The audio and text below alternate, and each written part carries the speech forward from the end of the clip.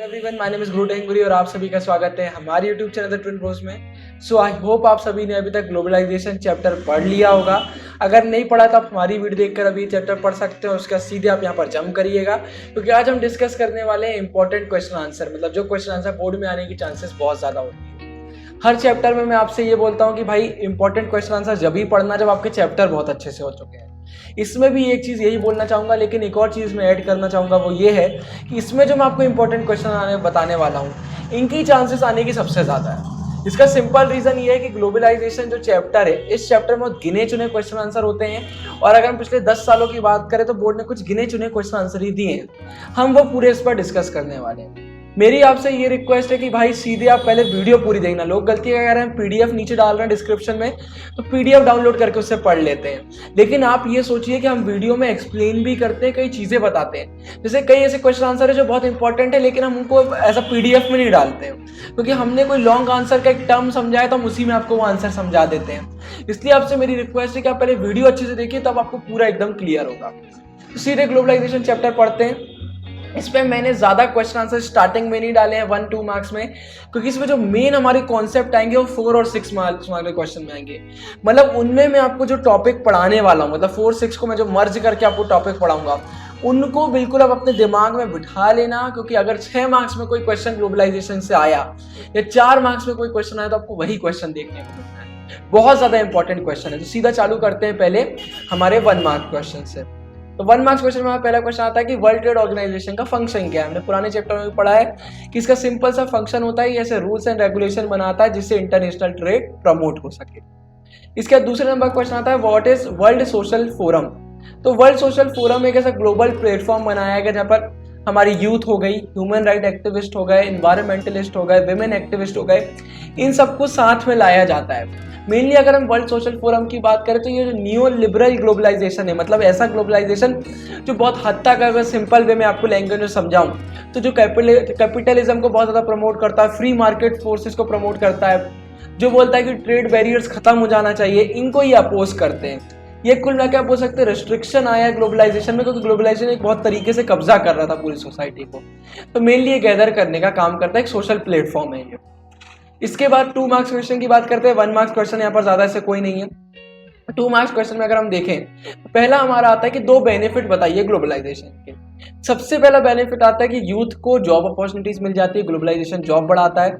दूसरा आता है कि पूरे वर्ल्ड में आइडियाज, कैपिटल, कमोडिटीज और पीपल, इन 4 लोगों का एक्सचेंज बढ़ जाता है, जिससे पूरे डेवलपमेंट आजू बाजू हमें देखने को मिलने लगता है। इसके बाद क्वेश्चन नंबर 2 की बात करें, बहुत इंपॉर्टेंट क्वेश्चन कि टेक्नोलॉजी एडवांसमेंट से ग्लोबलाइजेशन पर क्या इफेक्ट पड़ा है। इसका सिंपल हम एग्जांपल ये देख सकते हैं कि पहले ग्लोबलाइजेशन इतनी तेजी से नहीं बढ़ रहा था। इसका सिंपल रीजन है, भाई इंडिया वालों को नहीं पता अमेरिका में क्या चल रहा है, अमेरिका को वालों को नहीं पता इंडिया में क्या चल रहा है, इंडिया में लोगों को नहीं पता चल रहता था अच्छे से कि आजू बाजू क्या चल रहा है। मैं सुना होगा लेटर लिखते थे, फिर हफ्तों में रिप्लाई आता था। टेलीफोन आ गए, टेलीग्राफ आ गया, माइक्रोचिप आ गई, इंटरनेट आ गया, सोशल मीडिया आ गया, टेक्नोलॉजी बढ़ती जा रही है। तो जब टेक्नोलॉजी बढ़ती है तो इंटरकनेक्टेडनेस अपने आप बढ़ने लगती है। इसका सिंपल एग्जांपल ले तो जब नेशनलिज्म चल रहा था, जब प्रिंटिंग प्रेस आई तो नेशनलिज्म एकदम बढ़ गया था, क्योंकि प्रिंटिंग प्रेस का यूज करके हम पूरे लोगों को अवेयर कर रहे थे, नॉलेज दे रहे थे। तो अब सोचिए हम एक ऐसे वर्ल्ड पर आ गए कि हम 1 सेकंड में यूएसए कॉल कर सकते हैं, वीडियो कॉल कर सकते हैं, सोशल मीडिया पर कुछ कर सकते हैं। तो जब इंटरकनेक्टेडनेस बढ़ जाती है तो अपने आप ग्लोबलाइजेशन बढ़ता है। इसलिए टेक्नोलॉजी का एक बहुत ही पॉजिटिव इंपैक्ट हमें ग्लोबलाइजेशन पर देखने को मिलता है। इसके बाद थर्ड हमारा क्वेश्चन आता है what is meant by social safety nets. CBSE हर साल अपनी वेबसाइट पर एक सैंपल पेपर पब्लिश करता है हर सब्जेक्ट का। जब हम पिछले साल क्लास 12th में थे तो जो सैंपल पेपर सीबीएसई ने पॉलिटिकल साइंस का पब्लिश किया था, उसका पहला क्वेश्चन यही था, सोशल सेफ्टी नेट से आप क्या समझते हैं। तो कुल मिलाकर से ग्लोबलाइजेशन बढ़ रहा है तो हम आगे पढ़ेंगे कि अब रिच होते जा रहे हैं, पुअर होते जा रहे हैं। तो ऐसे समय जो हमारी वीकर सेक्शन है और पुअर लोग, इनका ध्यान रखना गवर्नमेंट का फर्ज होता है। तो ऐसे में गवर्नमेंट को जैसे वेलफेयर मेजर्स है जिनको इंप्लीमेंट करता है, इसे हम बोलते हैं सोशल सेफ्टी नेट्स। इसका सिंपल एग्जाम्पल हो सकता है गरीब लोगों को पेंशन प्रोवाइड करवाना, गवर्नमेंट जितने भी स्कूल होते हैं वहाँ पर बच्चों को खाना फ्री में प्रोवाइड करवाया जाता है। कुछ एग्जाम्पल होते हैं राशन हो गया, कि भाई कैसे हम करके गरीबों की सोशल वे में एक हेल्प कर सकते हैं, उनका इकोनॉमिक डेवलपमेंट कर सकते हैं। इसके बाद 4 और 6 मार्क्स वाले क्वेश्चन पर जाते हैं। आपको लग रहा होगा मैंने इतनी जल्दी 1 और 2 मार्क्स वाले क्वेश्चन निपटा दिए, लेकिन अब जो मैं आपको 4-6 मार्क्स वाले क्वेश्चन बताने वाला हूँ, इसमें 1 marks question, 2 marks question, 4 marks question, 6 marks question सब आ जाएगा। मतलब इन जो टॉपिक मैं आपको समझाऊंगा इनको बिल्कुल यहाँ दिमाग में आपको बिठा कर रख, क्योंकि यही क्वेश्चन बोर्ड में आपको देखने को मिलेंगे। या तो वो 1 मार्क्स में पूछ लेंगे, 6 मार्क्स में पूछ लेंगे, 2 में 4, वो उनकी मर्जी है, लेकिन आपको ये बनना चाहिए। तो सीधे मैंने यहाँ पर आपको कैसे पूरे कॉन्सेप्ट क्लियर करने के लिए अच्छे तरीके से समझाऊंगा, बना दिया। सबसे पहला आता है ग्लोबलाइजेशन की डेफिनेशन। अब ये क्वेश्चन पूरा आ सकता है, एक्सप्लेन ग्लोबलाइजेशन 6 मार्क्स में आ सकता है, तो आपको पहले डेफिनेशन लिखनी पड़ेगी, या सीधे 1 मार्क्स में आ सकता है। ग्लोबलाइजेशन की डेफिनेशन आपको बननी चाहिए, एक अच्छा इंपैक्ट डालता है एग्जामिनर के सामने कि भाई इस बंदे से ये चैप्टर बनता है। बहुत सिंपल डेफिनेशन है कि globalisation means the flow of ideas, capital, commodities and people, इन 4 लोगों का फ्लो होता है across different parts of the world. It is a multi-dimensional concept. ये एक multi-dimensional concept है। इसे पॉलिटिकल, इकोनॉमिक, कल्चरल तीनों स्फीयर आते हैं, और इन तीनों को हम अलग अलग करके पूरा डिफरेंशिएट भी कर सकते हैं। मतलब इतना ब्रॉड टर्म है ग्लोबलाइजेशन। सिंपल डेफिनेशन आती है। इसके बाद पॉलिटिकल कॉन्सिक्वेंसेस पर हमें क्वेश्चन आता है, इकोनॉमिक कॉन्सिक्वेंसेस पर आता है, और कल्चरल कॉन्सिक्वेंसेस पर आता है। अब बोर्ड में आपसे वो ये भी पूछ सकता है 4 मार्क्स में कि भाई कोई 2 समझा दो, 1 समझा दो 4 मार्क्स में, या 6 मार्क्स में आ सकता है तो आपको तीनों समझाने पड़ेंगे। ऐसा वो चलता रहता है, तो हम चारों सबके डिस्कस कर लेते हैं। अगर हम बात करते हैं पॉलिटिकल, इसमें एक बहुत इंपॉर्टेंट चीज है, वो मैं आपको बताता हूँ। सबसे पहला आता है कि जो हमारी स्टेट है, अब ये वेलफेयर स्टेट का काम नहीं कर पा रही। आपको चैप्टर अगर आपने हमारा अच्छे से वीडियो से पढ़ा होगा तो आप समझ गए होंगे मैं क्या बोल रहा हूँ। पूरा एक टॉपिक हमारे सामने आता है कि जो पहले हमारी वेलफेयर स्टेट होती थी, वो आज की डेट में मिनिमलिस्ट स्टेट बन के काम कर रही है। मतलब पहले उनका जो पूरा रोल होता था सोसाइटी में, वो कहीं ना कहीं ग्लोबलाइजेशन की वजह से खत्म हो गया है। ये एक नेगेटिव इम्पैक्ट हमारे सामने आता है। लेकिन दूसरे साइड में एक पॉजिटिव इम्पैक्ट आता है कि जो गवर्नमेंट की एक वो थी, मतलब एक मेन पोजीशन, हेड पोजीशन थी, वो आज भी कायम है। ग्लोबलाइजेशन कितना भी बढ़ जाए, वो उसकी पोजीशन को नहीं हटा सकता, लेकिन कहीं ना कहीं उसकी जो पावर थी ये पूरे कंट्रोल करने की, वो उसने बहुत हद तक कम कर दी है।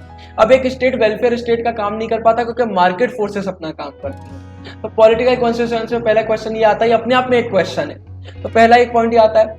दूसरा आता है कि पॉलिटिकल वे में भी World Bank, IMF, World Trade Organization का बहुत बड़ा दबदबा हमें देखने को मिलता है। इसके बाद हमारा तीसरे नंबर पर आता है कि जो डिसीजन मेकिंग प्रोसेस था गवर्नमेंट का, अब वो मार्केट फैक्टर्स इन्फ्लुएंस होता है, जैसे मार्केट फैक्टर होंगे उस हिसाब से डिसीजन होता है। और चौथा हमारा तो जो स्टेट की सोवरेनिटी का एक ट्रेडिशनल कॉन्सेप्ट है, ये अफेक्ट हुआ है। सोवरेनिटी मतलब बोलते हैं कि स्टेट जो हमारा पहले एक फ्रीडम के साथ जिंदगी जीता था, एक सोवरेन स्टेट हुआ करता था, अब वो फ्रीडम हमारे अंडर नहीं, अब हम पर एक फोर्स आ गया है जो हमारा पूरा एक मार्केट फोर्स, एक ग्लोबलाइजेशन फोर्स जो हमें कंट्रोल करता है। इसके बाद इकोनॉमिक कॉन्सिक्वेंसेस की अगर हम बात करें, तो जो एक पावरफुल हमारे यहाँ के एलीट ग्रुप्स हैं, जो हमारे यहाँ के डेवलप्ड लोग हैं, ये सोसाइटी पर ज्यादा फोकस, डेवलपमेंट इन पर ज्यादा फोकस करता है। मतलब कुल मिला के पुअर लोगों के बारे में ग्लोबलाइजेशन इतना ज्यादा नहीं सोचता है। इसके बाद जो इकोनॉमिक ग्लोबलाइजेशन है, इसके वजह से अमीर अमीर हो गए हैं, गरीब गरीब हो गए। फिर इकोनॉमिक में भी वर्ल्ड बैंक का, वर्ल्ड ट्रेड ऑर्गेनाइजेशन का, इंटरनेशनल मॉनेटरी फंड का हमें बहुत ज्यादा रोल दिखता है। पॉलिटिकल में भी इनका रोल मिलता है, इकोनॉमिक में भी इनका रोल मिलता है।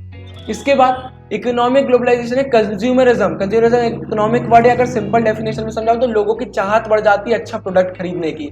ज्यादा से ज्यादा प्रोडक्ट खरीदेंगे, ज्यादा से ज्यादा ग्लोबलाइजेशन बढ़ेगा, तो कहीं ना कहीं मार्केट का रोल सोसाइटी में बढ़ेगा। तो ये एक और कॉन्सिक्वेंसेस में से आता है। फिर कल्चरल कॉन्सिक्वेंसेस सबसे इंपॉर्टेंट, मतलब ये ग्लोबलाइजेशन का सबसे इंपॉर्टेंट टॉपिक है। आगे हम इसके पूरा डिटेल में पढ़ेंगे। कल्चरल की बात करें, वेस्टर्न कल्चर का डोमिनेंस हमें देखने को मिल जाता है। कल्चरल हिटोजेनाइजेशन बढ़ जाता है, कई बार कल्चरल होमोजेनाइजेशन बढ़ जाता है। दोनों अभी हम आगे पढ़ेंगे, टेंशन लेने की जरूरत नहीं है। इसका कल्चरल कॉलोनियलिज्म देखने को मिलता है। पहले ब्रिटिशर ने हम पर कब्जा किया, उन्हें इंडिया आना पड़ा, उन्हें हमें अपनी मुट्ठी में कैद कर लिया। लेकिन अब अमेरिका इंडिया को कब्जा नहीं किया है, लेकिन अगर देखें तो आज इंडिया को पूरा इन्फ्लुएंस कौन कर रहा है, पूरे वर्ल्ड को आज कौन इन्फ्लुएंस कर रहा है, अमेरिका। इसे बोलते हैं कल्चरल कॉलोनियलिज्म, मतलब अपने कल्चर की दम पर हमें एक अपना कॉलोनी बना लिया आज की डेट में। इसके बाद पॉजिटिव और नेगेटिव्स की बात कर लेते हैं ग्लोबलाइजेशन के बारे में। पॉजिटिव की बात करें, ट्रेड बढ़ जाता है, फॉरेन कैपिटल इन्वेस्टमेंट अट्रैक्ट होने लगता है, नई नई जॉब अपॉर्चुनिटीज आ जाती, लोगों का लिविंग स्टैंडर्ड बढ़ जाता है, हेल्दी कंपटीशन आ जाता है, प्रोडक्शन एफिशिएंसी बढ़ चुकी होती है, फॉरेन डायरेक्ट में इन्वेस्टमेंट भी बढ़ जाता है। ये कुछ हमारे पॉजिटिव पॉइंट आते हैं। नेगेटिव की पॉइंट करें तो हम ये होता है हमारा कि foreign companies focus on their profit orientation project. जो भाई फॉरेन कंपनी आएंगी तो उन्हें लोगों के वेलफेयर से कोई मतलब नहीं होता, उन्हें अपना प्रॉफिट कमाना है, एक नेगेटिव इंपैक्ट आता है। दूसरा आता है रईस रईस हो रहे हैं, गरीब गरीब होते जा रहे हैं। तीसरा आता है, ये सिंपल पॉइंट, इतना वैलिड पॉइंट नहीं है लेकिन फिर भी एक मतलब बहुत इंपॉर्टेंट पॉइंट है कि ग्लोबलाइजेशन की वजह से जो हमारा फ्लोरा फोना है कहीं ना कहीं वो उसका डिप्लीशन बढ़ता जा रहा है। बाकी आप इसमें मन से भी बहुत सारे पॉइंट ले सकते हो, नेगेटिव में भी बहुत सारे लिख सकते हो, पॉजिटिव में भी आप बहुत सारे लिख सकते हो, ये आप पर डिपेंड करता है, क्वेश्चन पर डिपेंड करता है। क्वेश्चन आपसे 2 पूछ रहा है, 3 पूछ रहा है, 6 पूछ रहा है। इसके बाद बात कर लेते हैं ग्लोबलाइजेशन क्यों बढ़ रहा है, ऐसे क्या फैक्टर है जो ग्लोबलाइजेशन के आगे बढ़ाने में हेल्प करते हैं। तो यहाँ पर हमारे सामने बहुत सारे फैक्टर आते हैं। पहला फैक्टर सामने जो दिया हुआ है हमारा टेक्नोलॉजी, हमने इस पर पूरी बात कर ली भाई। टेक्नोलॉजी बढ़ेगा, इंटरकनेक्टेडनेस बढ़ेगी, ग्लोबलाइजेशन अपने आप बढ़ेगा। इसके कम्युनिकेशन बढ़ गया है, पूरे वर्ल्ड का कम्युनिकेशन बढ़ गया, आसपास के लोगों का कम्युनिकेशन बढ़ गया, तो अपने आप में ये लोगों के आइडियाज जल्दी जल्दी शेयर करवाता है, कमोडिटीज जल्दी जल्दी शेयर करवाता है, पीपल शेयर करवाता है। हमने पूरे आइडियाज का ये पढ़ा कि फ्लो होता है, जब फ्लो बढ़ेगा तो ग्लोबलाइजेशन अपने आप बढ़ने लगता है। तो ये कुछ हमारे सामने एक और चीज आती है। इसके बाद हमें ये भी देखने को मिलता है कि अब हमारा जो वर्ल्ड है वो पूरा कनेक्टेड हो गया है। अब ऐसा नहीं है कि अगर अमेरिका में कुछ हो रहा है तो इंडिया वालों को नहीं पता, और इंडिया में कुछ हो रहा है तो अमेरिका में कुछ नहीं पता। आपने सुना होगा इंडिया पर मुद्दे उठ जाते हैं अगर अमेरिका में कोई ऐसा टॉपिक चल रहा है जो डिमांड कर रहा है आवाज उठाना, और इसका अमेरिका में भी देखने को मिल जाएगा। इंडिया में अगर कुछ ऐसा चल रहा है कि जहां आवाज उठनी चाहिए तो अमेरिका वाले उठाने लगते हैं। ये कैसे हो रहा है? सोशल मीडिया, इंटरनेट, आजकल बात एक एक सेकंड में फैलती है, वायरल होती है, तो इस वजह से ग्लोबलाइजेशन अपने आप बढ़ रहा है। इसके बाद कई चीज ऐसी होती है जहां पर पूरे वर्ल्ड को साथ में आकर स्टेप लेना पड़ता है। आपकी बुक में इसका एग्जांपल दिया बर्ड फ्लू का और सुनामी का, लेकिन हमारे पास एक रीसेंट एग्जांपल है कोविड-19, कोरोना पेंडेमिक जो हमारे सामने आया है। पूरे वर्ल्ड ने साथ में कदम उठाया। तो कुछ ऐसे टॉपिक हैं जैसे अगर हम इसका एनवायरमेंट टॉपिक ले लें, कोई सोशल टॉपिक ले लें, ह्यूमन राइट ले लें, टेररिज्म ले लें, इन पर पूरे वर्ल्ड को साथ में काम करना पड़ता है। तो कहीं ना कहीं इससे ग्लोबलाइजेशन बढ़ने लगता है। अब इसके बाद बात कर लेते हैं 4 ऐसे रीजन बताइए जब ग्लोबलाइजेशन को रेजिस्ट किया जा रहा है, मतलब इसको रोका जा रहा है, रीजन बताइए। सबसे पहला रीजन आ रहा था हमारा लेफ्ट विंग साइड से। हमने इसके बारे में पढ़े हैं चैप्टर में, लेफ्ट विंग होते हैं, राइट विंग होते हैं। लेफ्ट मेनली सोशल वेलफेयर की बात करते हैं, राइट वाले कंपटीशन की और कैपिटलिज्म की बात करते हैं। तो लेफ्ट विंग का कहना है कि भाई पुअर लोगों पर बिल्कुल ध्यान नहीं देता है ग्लोबलाइजेशन, उनकी सिचुएशन बिगाड़ता है इसलिए इसको नहीं आना चाहिए। इसके बाद लोगों का कहना है ग्लोबलाइजेशन कहीं ना कहीं स्टेट की कैपेसिटी कम कर देता है, हमने पहले पढ़ा, मिनिमलिस्ट स्टेट बनाकर रख देता है, तो पुअर लोगों के इंटरेस्ट कहीं ना कहीं दब जाते हैं। इसके बाद राइट विंग का कहना है कि जो पॉलिटिकल, इकोनॉमिक, कल्चरल इफेक्ट हो रहे हैं ये हमें सही नहीं लग रहे हैं। राइट विंग की भी अपनी अलग समस्या है। इसके बाद एक और सामने आता है ये जो ये कल्चरल ग्लोबलाइजेशन हो रहा है, ये हमारे जो ट्रेडिशनल कल्चर चलते आ रहे हैं, हमारे पुराने जमाने की चीज चल आ रहे हैं, उनको कहीं ना कहीं हार्म कर रहा है। और कोई कंट्री का अगर कल्चर हार्म होगा तो ये बहुत गलत चीज हो जाती है, इसलिए इसको एक मिलता है, रेजिस्टेंस मिलता है पूरे वर्ल्ड से। लेकिन अब इससे इंपॉर्टेंट क्वेश्चन, वर्ल्ड छोड़िए, इंडिया से क्यों रेजिस्टेंस मिलता है, ये क्वेश्चन ज्यादा इंपॉर्टेंट। इसकी बात कर लेते हैं। इंडिया में से आपको दिख रहा होगा बहुत सारे ऐसे रीजन है जिसकी वजह से हमें देखने को मिलता है कि यहाँ पर रेजिस्टेंस होता है। देखिए, resistance to globalisation India has come from different quarters, अलग अलग जगह से आया है। There have been left wing protest to economic liberalisation voice through political parties. तो सबसे पहले हमने लेफ्ट विंग की बात करी, इंडियन सोशल फोरम बनाया है। इनका कहना है कि भाई लेफ्ट विंग का कि ग्लोबलाइजेशन कहीं ना कहीं पुअर लोगों के लिए सही काम नहीं करता, इन्हें ये बात अपनी रखी है। फिर trade unions of industrial workers well as दूसरे जो फार्मर के इंटरेस्ट को या ट्रेड यूनियन के इंटरेस्ट वालों की बात करते हैं, वो भी ग्लोबलाइजेशन को अपोज करते हैं। तो ग्लोबलाइजेशन से एक्सपोर्ट इंपोर्ट बढ़ने लगता है तो कहीं ना कहीं पुअर लोग इनको प्रॉब्लम आने लगती है, फार्मर लोगों का कंपटीशन एकदम से बढ़ जाता है, इन्हें प्रॉब्लम आने लगती है। मल्टीनेशनल कंपनी इंडिया में जाएगी तो भाई छोटी छोटी कंपनियों को प्रॉब्लम होने लगेगी, इसलिए इसके खिलाफ आवाज उठती है। इसके बाद अमेरिकन यूरोपियन फर्म्स ने नीम को पेटेंट करवा लिया, एक नीम जबकि इंडिया की बहुत इंपॉर्टेंट चीज, इस पर बहुत ज्यादा अपोजिशन आता है। इसके बाद हमें देखने को मिलता है कि पॉलिटिकल साइड से भी आता है कि भाई कहीं ना कहीं एक पॉलिटिकल दबदबा रोक रहा है ग्लोबलाइजेशन। और इसके बाद ये भी देखने को मिलता है कल्चरल जो इन्फ्लुएंसेस है, जैसे हमारी टीवी में आज की डेट में अमेरिकन शोज दिखाए जाते हैं, केबल वाले प्रोवाइड करवाते हैं, वैलेंटाइंस डे सेलिब्रेट किया जाता है, अमेरिका के फेस्टिवल सेलिब्रेट किए जाते हैं। आजकल स्कूल ड्रेसेस हमारे यहाँ वेस्टर्न ड्रेसेस लगती हैं, स्पेशली गर्ल्स की यहाँ पर बात करी गई है। तो कई लोगों की जो पुरानी सोच वाले लोग होते हैं, इन लोगों को प्रॉब्लम होने लगती है। तो ये रीजन है कि इंडिया में क्यों रेजिस्टेंस हमें देखने को मिल रहा है। इसके बाद सबसे इंपॉर्टेंट, मैंने आपको बोला था कल्चर सबसे इंपॉर्टेंट है, वो टॉपिक हमारे सामने आता है। ये 2 टॉपिक पर क्वेश्चन आ ही जाते हैं। एक अगर हमें ग्लोबलाइजेशन से ज्यादा क्वेश्चन बोर्ड में आ रहा है तो 2 क्वेश्चन आ जाते हैं। एक है होमोजेनाइजेशन, एक है हीटेरोजेनाइजेशन। इन दोनों में बच्चे कंफ्यूज हो जाते हैं। तो इनको बिल्कुल सिंपल लैंग्वेज में समझते दोनों में अंतर क्या होता है। जब ग्लोबलाइजेशन होता है तो मार्केट में 2 फिनोमेना हो सकते हैं, मतलब 2 चीजें हो सकती हैं। एक हो सकता है कल्चरल होमोजेनाइजेशन और एक हो सकता है कल्चरल हीटेरोजेनाइजेशन, और ये दोनों अपने आप में अलग चीज है। सबसे पहले फिनोमेना दोनों क्यों होते हैं? आज हम जो पहन रहे हैं, जो खा रहे हैं, जो देख रहे हैं, जो आइडिया हमारे दिमाग में चल रहा है, सब पूरा वर्ल्ड हमें अफेक्ट करता है। तो इसकी वजह से ऑब्वियस सी बात है हमारी लाइफ चेंज होगी। तो कई बार क्या होता है, ग्लोबलाइजेशन की वजह से पूरे वर्ल्ड में एक यूनिफॉर्म कल्चर फॉर्म होने लगता है, मतलब पूरे वर्ल्ड का एक कल्चर फॉर्म होने लगता है, यूनिफॉर्म कल्चर। इसको हम बोलते हैं कल्चरल होमोजेनाइजेशन। और अगर हम हमारे वर्ल्ड की बात करें, हमारी अर्थ की बात करें, तो यहाँ पर यूनिफॉर्म कल्चर के नाम पर क्या फॉर्म हो रहा है, वेस्टर्न कल्चर। मतलब पूरी कंट्री का एक ही कल्चर बनता जा रहा है, वो है वेस्टर्न कल्चर। इसे बोलते हैं हम कल्चरल होमोजेनाइजेशन। मतलब जब ग्लोबलाइजेशन की वजह से कोई एक यूनिफॉर्म कल्चर फॉर्म हो जाता है तो इसको हम बोलते हैं कल्चरल होमोजेनाइजेशन। लेकिन जरूरी नहीं है ग्लोबलाइजेशन की वजह से हर बार कल्चरल होमोजेनाइजेशन हो।